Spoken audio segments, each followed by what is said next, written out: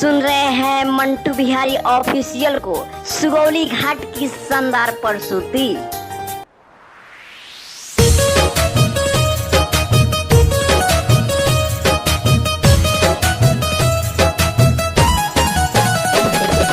Mix by Aditya recording studio Gopalganj. जहना वही है हमार जब ससुराबा से हो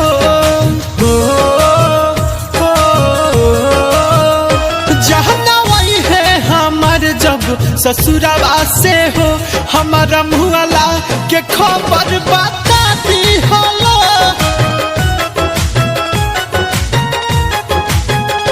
करी है ना विश्वास लेके आई हलो पास करी है ना विश्वास लेके आई हलो पास आखिरी बार मुहवा देखा दी हलो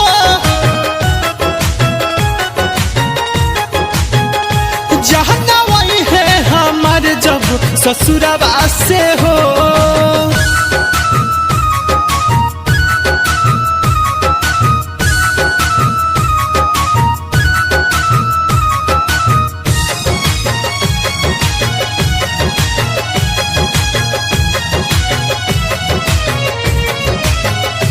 अब तो सहले जुदाई सहाता न हो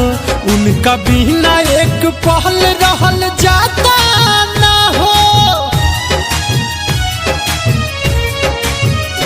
अब तो सहले जुदाई सहाता न हो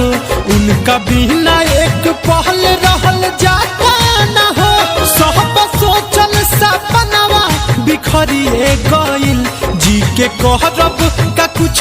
बुझाता न हो रहस हरदम खुश अपना पियावा संगे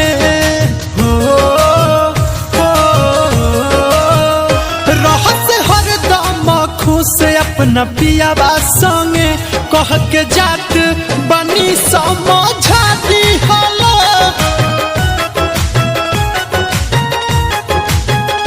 जहना वही है हमार जब ससुराबा से हो।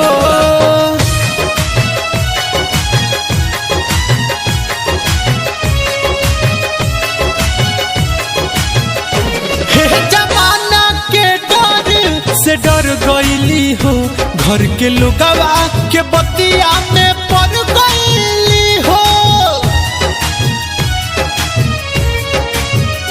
हे जमाना के डर से डर गईली हो घर के लोगवा के बतिया में पड़ गईली हो कहत रहली छोड़ब ना उम्र भर साथ तब हमारा से उ तो बिछड़ गईली हो शेषनाथ मनोज सुनो दीपक कहे शेषनाथ मनोज सुनो दीपक कहे अपना दिल के न पत्थर बना ली हलो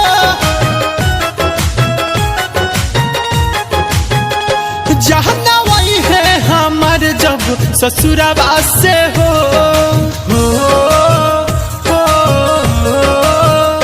जहना वही है हमार जब ससुराबा से हो हमारा मुहला के खबर बता दी हलो